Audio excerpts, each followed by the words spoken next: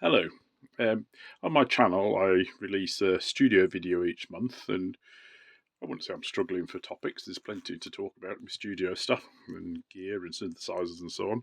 And but I thought I'd actually do a studio video. I mean, it's about my studio. Um, this it started in 1984 with this little fella called MS-20, which gives you a bit of a hint of my age. And it's still going strong. It's never been serviced. And I just have a great respect for Core Gear, which I can't say for some other manufacturers, even Japanese ones. I'll talk more about that later. Um, Most of my gear, until a couple of years ago, all my gear I kept, and I only started selling a few bits off when I really started rationalising my studio rather than just collecting bits. So I did for a while when I was earning a lot more money, by monosynths, MIDI monosynths, I should say, MIDI equipped monosynths. I did buy monosynths just because I love them. And that's what started my Behringer synth collection, which I have quite a few. I'd highly recommend the Neutron, and I'm loving the latest. I'm going to get this wrong, probably X2M, something like that. But it's the only way I'm ever going to own I'm synth because I'm not going to pay the money they're charging even for the new ones, let alone the old ones. Uh, Love the fact that British manufacturers are still around. Well, designers, I should say. They're all manufactured in China these days. Even, I think there's only a few of the American ones aren't. Everything else is. And yeah, this the Malevolence, an interesting addition to the studio. It's yet to be used in a completed song. It gives you a hint. It's sort of thrown me a bit on what I expected, but this isn't a complaint about the synth at all. It's a beat of just my brain. Um, So this little area here is what I call my patch-based studio. So this isn't linked to the direct studio, although there are a couple of MIDI feeds, so I could sync it if I wanted to, and some audio does go back to my main patch bay, so I could do that. This is actually my latest purchase, just here. I've actually started, because of the joys of Behringer being cheap, and there's no other word for it, it is cheap. And it's definitely not cheap and nasty. I hate the Behringer naysayers about, oh, it's all shit. I had a Behringer mixer that worked for over 20 years until I poured a cup of coffee all over it, literally. And yeah, it's I've yet to have a Behringer synth break, and some of them I've had a long time now. So I'm very happy to delve into the the Eurorack with them. I'd be unlikely to buy other Eurorack, but of course it sows the seeds, and this is what I forget. Some other manufacturers forget is that you know this may set me off down a route where I buy pieces of gear at a stupid price. I mean, this box here cost me 120 quid. You can't even buy a simple basic module like that for 120 quid from most manufacturers for Eurorack. On the top here is the residues of bits I'm keeping to do with the AE modular, and again there'll be more about that shortly. That's mostly going to get used on where I do AE specific videos. This is an untamed area of the studio. My Korg Triple D drum machine, Triple D1 I should say, drum machine, just brilliant piece of kit. I've loved it to death ever since I bought it, and I think it was the early 90s, it might be longer. And it now has a Yamaha MIDI data recorder with it, which makes transferring new files and things into it. But it's absolutely fab. And these things now, there's a storage memory slot here, and then these slots under here have got sound cards in them. Of course, you can't get them anymore. So I've got various things in there, including bass sound. So I did loads of songs with that before I got into the world of Akai MPCs, which I will talk more about again shortly. Down here, there's various bits and bobs to sort out, and also from recent studio changes. I'm still sorting from last summer, so we're talking 6-8 months ago now. And this has just recently just been set up. These aren't fully wired in yet, but the Korg Monologue was a synth I was going to let go but I've decided it's too much fun. It's not a song I write songs with very much. Synth I write songs with very much, but I do enjoy it as a synthesizer. It's a good one to just sit down and have a mess with and put headphones on and have a blast. The Strifetch, excellent string machine. I don't use it as much as I used to, mostly because of when I upgraded my MPC, which I'll talk again about more shortly. does fitted sheets, that go around, have got the elastic that go around the end of your mattress, are bloody brilliant as keyboard covers. And this gives you a hint that I don't use these keyboards that much anymore. So what's under here? Do this live. I'm doing a lo-fi video today. So that is a Korg, the Wave State. Give you a look at it. A synth I actually actively dislike because it's way too bloody complicated, and obviously it was a computer programmer, not a musician, that designed it with some of the naming and things like that. But it's got some gorgeous sounds on it, and it is easier to program than the Wave Station. And the Wave Station has got some of my all-time favourite synth sounds on it, and we'll get to him in a minute because I have one of them. This is the Behringer Odyssey rather than the Korg one, basically because it was cheaper, full size, got built-in effects, and yeah, just lovely. And yes, I'd try to do Billy Currie impressions with it because I am that era. The Odyssey and Billy Currie are just synonymous, and some fantastic lead lines on a lot of Ultravox songs, amongst other things. I haven't used it as much as I expected, but it's not left. I love the Casio CZs. My first ever polysynth was a Casio CZ101, which you can see in the bottom right of the picture. I actually bought a spare one at a second-hand shop many years ago, and I just kept in case this one ever breaks. But it hasn't broken. We'll talk about broken synths soon. And then this is the CZ5000. And I'd really one day love to buy a CZ1, but I've also got a bit of problem with rack space. But I just think the CZ synths are brilliant. So this little fella here, the CZ101, those are mini keys. It's quite tiny, but fantastic sound. I love the envelopes, 8-stage envelopes, which you can do all sorts of weird and wonderful things with. And it was my only polysynth for about 15, 20 years, something along those lines. And I just love it. It's again, I don't use it as much as I used to, and I keep meaning to, but it's very easy to say these things and much harder to do them. The Tura Mini Brute, brilliant monosynth, absolutely fantastic monosynth. Not my favourite, but it's getting up there. And I did originally, what originally I was doing this area here had some of the patch based synths on from Behringer. And of course, the cables could just reach across to the patch bay on the Arturia, but that's all changed. Partly because I tend to use the Arturia for bass or lead lines rather than mess around with the patch bass. And then here we get to the Roland, and this is where we do talk about broken things. Over the years, I've had 3-4 pieces of broken kit, and 2 of them were my fault. One of them, I dropped a keyboard on the floor and I smashed the keys on it. It was an EMU keyboard, and the mixer I told you about, where I spilled a cup of coffee on it. The only other 2 things that broken are this Roland and a Boss effects unit. So I'm not very impressed with Roland. I also have a Roland keyboard leaning up here. This is a Roland D20. That's waiting to be sampled, and once it's sampled, it's going. But that's got faulty keys. So Roland can't make keyboards as far as I'm concerned, because this Roland, the JD800 straight in front of us, is just absolutely adore as a synthesizer. But I hardly ever sat and played it because so often throughout its life, its keys don't work properly. And I ran into the full red glue problem, which I didn't know about. I bought it second hand. You'd cry if you knew how much I paid for it. But, it's now worth a hell of a lot more than I paid. But it's going to stay because I like it so much. Because I finally had the keyboard repaired. I've had repair people have 3 goes at it, and the last guy's actually made it work pretty well. It's still not perfect. Some keys still occasionally don't work properly.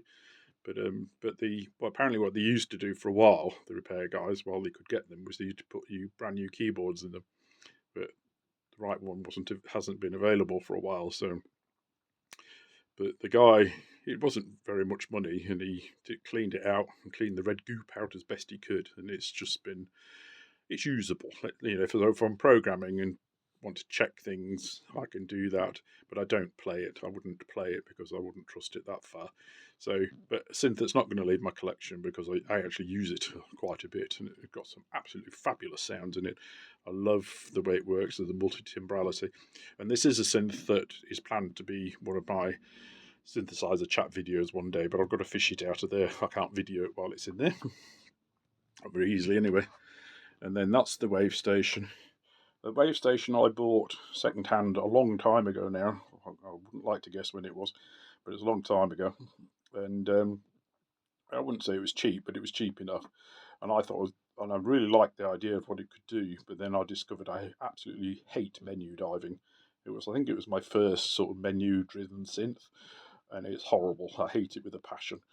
So it's only ever really been used as presets. I don't even do what I do a lot with a lot of synths, where I'll just tweak a bit and add a bit of release or increase some resonance on a filter or whatever. I don't even do that with the Wave Station, but I've used a lot of its sounds and songs over the years, and that's what I was hoping to get from the Wave State. Was I was going to get a more programmable Wave Station, and you do. It is more programmable. It's definitely more usable, but it's still, like I say, it's not an instinctive machine to use. Most synths I can just walk up to and use. Those you have to read their books, and that just drives me potty. So yeah, the underneath is my on the left is my MPC 2500, which I used for at least 15 years. I think it might have been longer. I can't remember exactly when I bought it, but I think it was early 2000s. We're now in 2026, but it stopped being the core of my studio in 2025, which I'll get to in a moment. On the right was its companion for many years, the Yamaha AW16G, an excellent multi-track digital recorder, and it just completely changed my studio purchasing that. The Akai MPCs were one massive step change, then that was another. I could record my vocals live, I could multi-track things, I could double track synths if I wanted to. There was it just added so much, and built some of the built-in effects and samples and things it got in it. Just just expanded my capabilities in the studio dramatically, and I haven't got rid of it because it's not worth enough to be worth selling. I think they're selling for about £200 on eBay at the moment, and that's just, to me, I'd rather keep it. It might come back into use one day, but I'd be surprised because of my latest MPC purchase, which I'll get to shortly. So this is these get uncovered much more often. This is my main keyboard rack. So underneath here is my all-time favourite synth. So this is the Korg MS2000. Love this synth. This is my Thailand synth. It was might have been my third, but I think it's my second poly synth after the CZ101. And I did buy it new at the time when it came out, so I think that's late 90s. And just wonderful. Much as I have a lot of gear, I do think it is better to have less gear and really know how to use it. It's when you get into the depths of things and that you really learn. But I also can see the other side, that if really, in my case, it's about the composition. I get a group of sounds together and then I compose from that.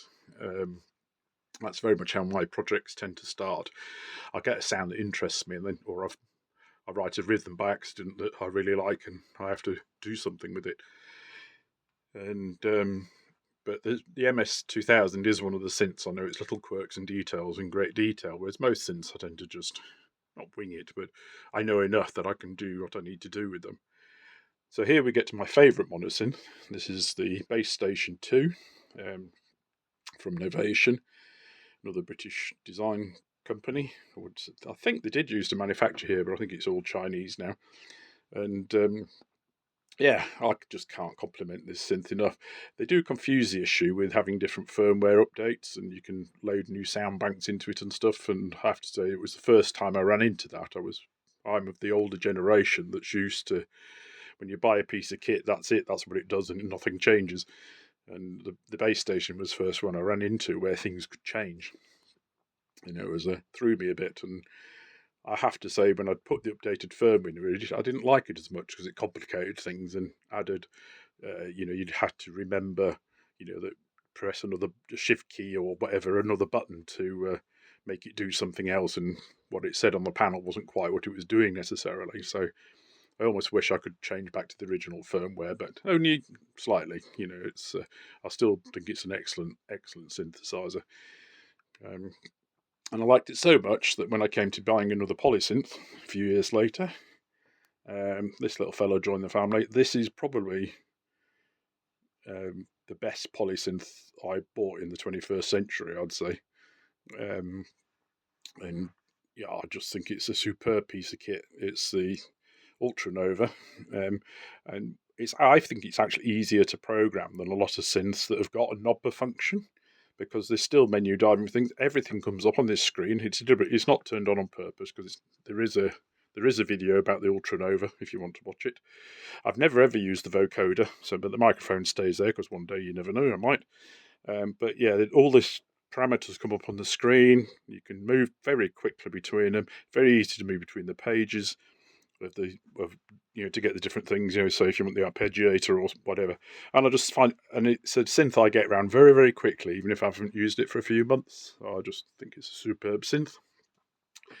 This is another one where Behringer's one of my musical allies, and I will talk more about Behringer when we get to more Behringer stuff, because I have got a lot of it. There's no way I was ever going to afford to buy an original monopoly. I drooled over the original monopoly when it first came out, but I never ever was going to have the money to get it. And of course, now they're silly money. And the other thing I've run into with old gear, and I'll talk more about this shortly, is that there's things like MIDI implementation. Ever since I went down the Akai MPC route, my studio is MIDI, and so I need good MIDI connections. Well, when Behringer do these updates, they've one of the things they're very good at is MIDI. So this monopoly, as far as I'm concerned, is better than the original. It sounds the same, and it's got excellent MIDI. So for me, it's absolutely perfect. 4 oscillators on the bass sound is just fab, and it gets used for that quite a bit, but not as much as it used to, because we'll move on. I'm going to go down here a little bit, and I'm going to come back to this rack, because what I want to talk about is the Minotaur. The Minotaur, I have to say, I partly bought purely because I did want a Moog, and I wanted Moog sound. I love the Moog Taurus pedals when I heard bands live and things like this. And so this made me really want the Minotaur, and it's something I do not regret whatsoever. And this is very much, ever since I got one a few years ago now, it's very much replaced the Monopoly as being my main bass synth. Excellent little synth there. The West Pest, and that was part of the Patch Bass studio for a while, but it gets used more by being nearer my mixing desk and stuff, which you can see just in the corner. But we're going to dive back over here first. So the Sledge, the Studio Logic Sledge. So this is my master keyboard. So this is connected, one of the few things connected to the MIDI ins on my Akai MPC. And it's just a lovely keyboard to play. It's got aftertouch. And if you want to know more about that, there is a Studio Logic Sledge video out there somewhere that I've done. So that's that. There's a speaker there underneath, because I did actually try. I used to play bass guitar, and I did actually play live a couple of times, and then with a keyboard as well. And this amp was really good for that. And again, it's Behringer, because the value for money is just superb. And I found the quality, so it's there because one day I might do it again. You never know. So this is what's been a massive part of my musical journey in the last few years. It's at least 5 years, I think. I just haven't. I don't have enough positive things about how this has affected my musical journey. It's not perfect. It's the Tangible Waves AE modular. It's definitely not perfect. I've had a few issues with quality, where some module, but generally speaking, Robert from Tangible Waves has been excellent in terms of replacing faulty modules and this sort of thing. I think I've had 2 I've sent back. There's a few that have been quirky, or they were released before they were ready. But to me, that just is part of dealing with a small manufacturer and a guy who's, I mean, it's essentially all but a one-man business, and he's had to learn as he goes. And some of these things are third-party modules. So this is somebody doing this in their bedroom and going, oh, somebody might want to buy some of these because I think it's good. And some of them they're by no means large operations. I mean, the main person outside Tangible Waves I've got stuff from is these coloured ones. They're a company called Wonky Stuff, and it's one guy that lives in York in England. So we're not talking big businesses here. And the other thing is the spec it's all 0 to 5 volts, which of course means it's very safe and brilliant for DIYing. It ties in with an awful lot with things like Arduinos and things I don't know about. Other things like that I certainly don't know about. It's brilliant for DIYing, and I've actually built some kits myself, which Magolgo did. It wasn't part of the plan, but I stopped messing with electronics years ago, partly because of the cost, but partly because my soldering wasn't very good. But I've actually built kits for this, and including this little fella here. This isn't from Tangible Waves. It's actually a company called Racket, and I've got a few of their kits. Their customer service isn't very good. Again, they basically, if your kit doesn't work, tough get stuffed, and there's very little help or backup available. But I've actually found them pretty easy to do. I think I built 5 kits, and 3 of them are excellent, and one's doesn't work quite right, and one I completely cocked up and doesn't work at all. And I know what I cocked up, but it's stuffed now. So yeah, this has been an excellent journey. I mean, the best thing is that on the Tangible Ways user forum, that's very quiet now because the Discord has taken over. The Discord is very busy, but I can't do Discord. It does mating. But the user forum, I met a guy called Dan, and who actually literally lives almost exactly opposite side of the world to me. And we couldn't be much further apart if we tried without being in another planet. But we've made music together, which has mostly been using the AE modular. And that's just been a fantastic part of my musical journey the last few years. And hi Dan, if you watch this, because we've never actually met in real life. So my monitoring system, more Behringer speakers. And then here, I used to have more Volkers, but I basically found I just wasn't using them. And but these two I like too much, so I've got the bass and the drum. This is more Tangible Ways AE modular. It's what they call a V case. So we're strange enough, the V stands for Volker, so it's the same size case as a Volker. And it just made them more readily available because this is where I sit. So this is my main mixing desk. I hate spending money on kit that doesn't make noise, but you've got to have a decent mixer. And this would replace the mixer I had that I spilled the coffee on. Was a 16-channel mixer. This is a 24-channel mixer, and it's also got subgroups. So this was I was a bit surprised because the Behringer mixer I had didn't have subgroups, and it was a bit more complicated than I expected. But it's just been a superb mixture, and I think it's a Soundcraft Signature 22. I think it's Soundcraft. Well, it's definitely a Signature 22. I'm fairly sure it's Soundcraft. Anyway, shows how long ago I bought it because I can't remember. But built-in effects, which was an added bonus, and they're very nice effects. I basically use their reverb on any track that I don't do wholly within the MPC. So as soon as I'm recording any live synths, anything like that, I'm using the reverb and effects on this mixer. So let me get to the centerpiece of the studio. So this is what replaced the MPC 2500, and this is the MPC X. I was petrified when the newest, well, it's not the newest generation anymore because they're now onto the software. What do they call it?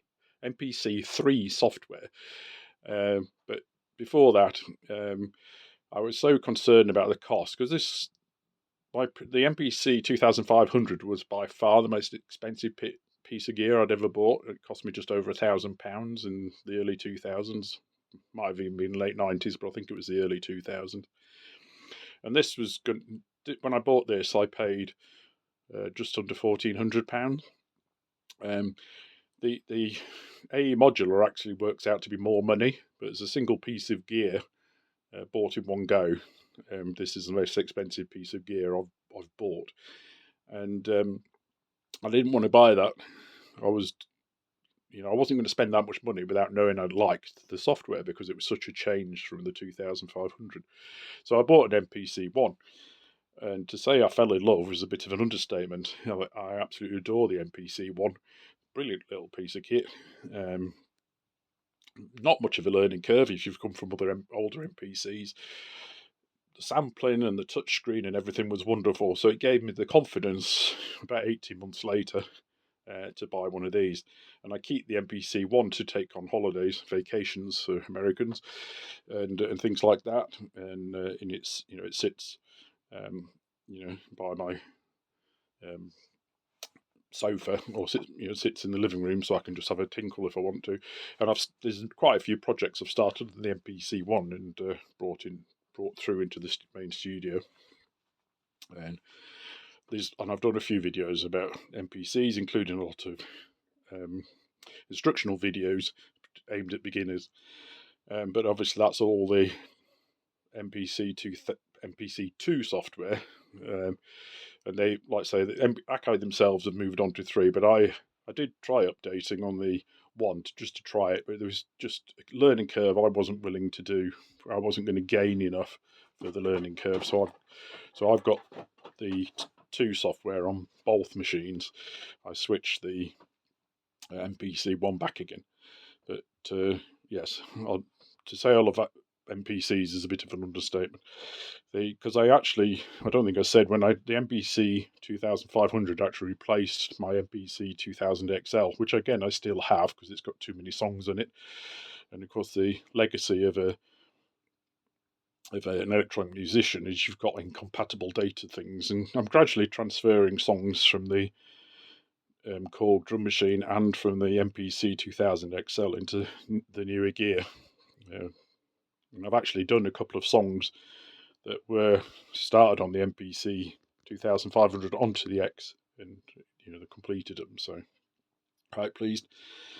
But yeah, I can't say enough. For the X, I could actually get rid of all the studio and just keep the X, and I have done songs wholly within the X. It's just wonderful. I've done songs wholly within the MPC-1 as well, but I like my physical synths too much, and some of them I'd hate to be without.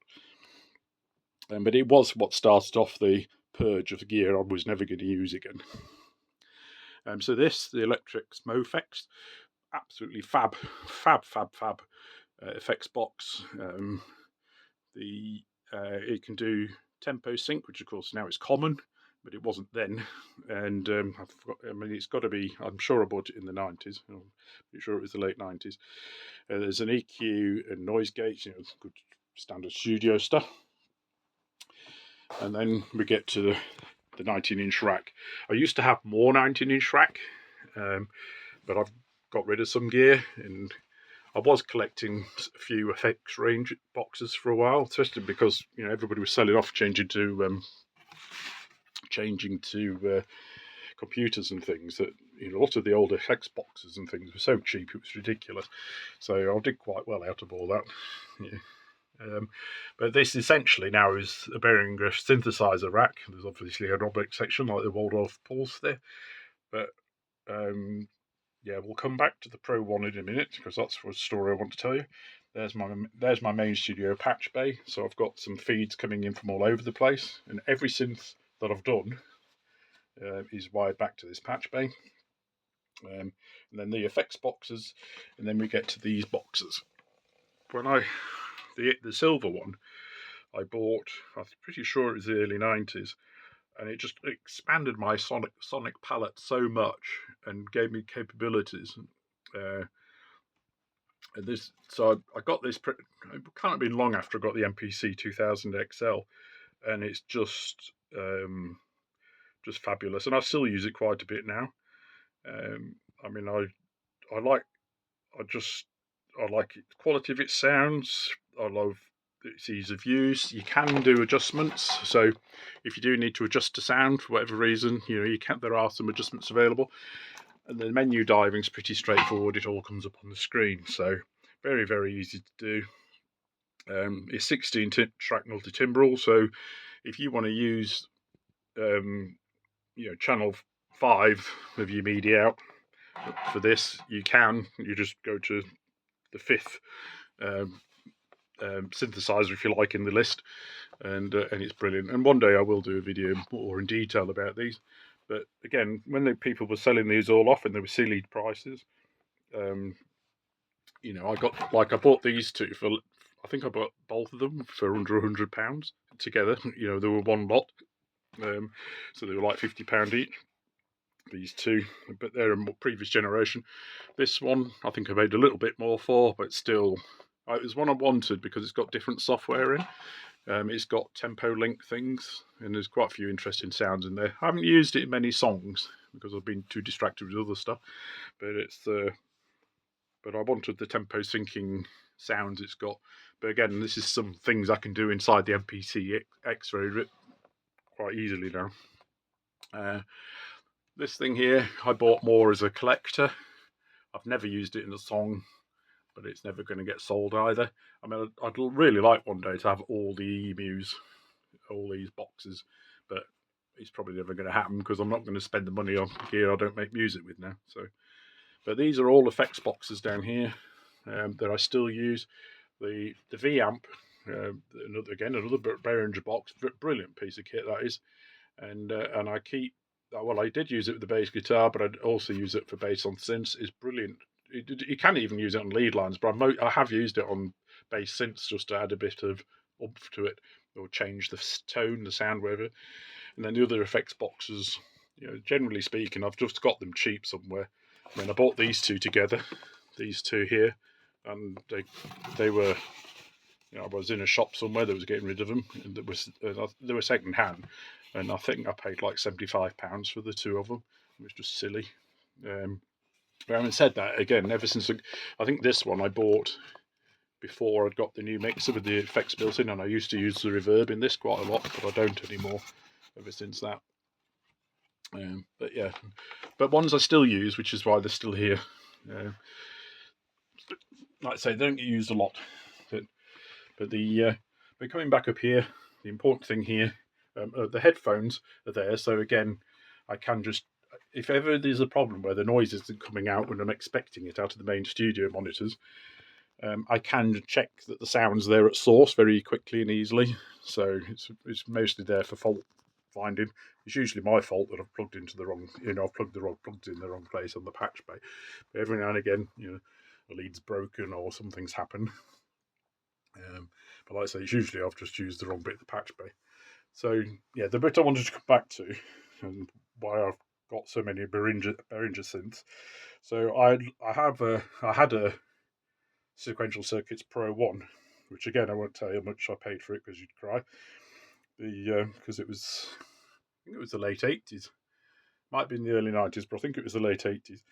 And I got a Pro 1 for a very silly price. So I couldn't leave it behind, even though I was fairly broke at the time. And I looked absolutely fabulous synth, absolutely brilliant. And I used it for years and years. I could trigger it from my Korg Triple D one drum machine and things.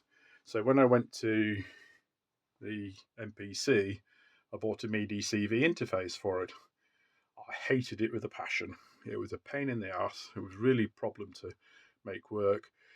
And I know modern ones are a lot better, but it just meant that it ended up that after a few years that the Pro 1 just sat in the corner never being used. And to cut a long story short, I sold the Pro 1 and with the MIDI CV interface because I didn't need it.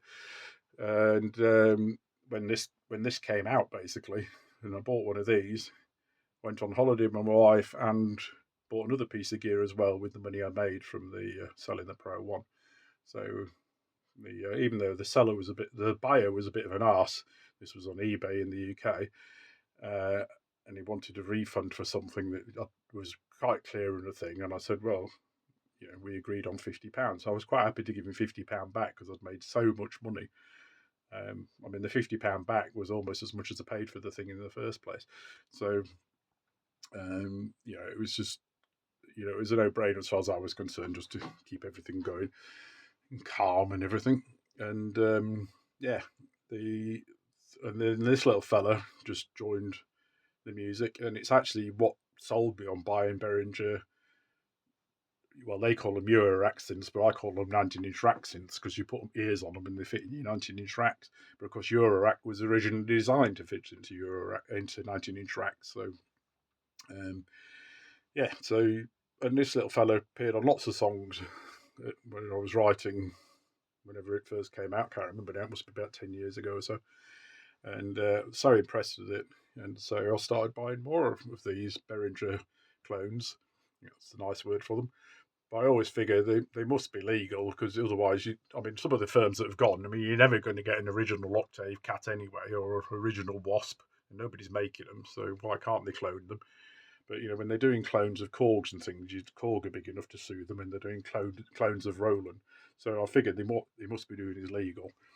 And I'd like to think, like when they cloned an Oberheim, that Tom Oberheim's still getting some money, but I'm not going to worry about it. He's probably got enough money anyway. But and those of you that moan about Behringer's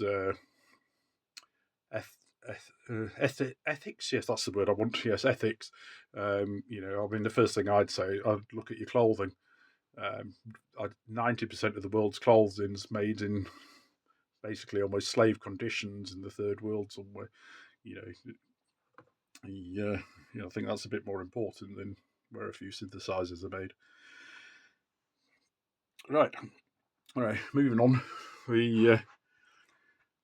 This is one of the hints I'd like to pass on to everybody.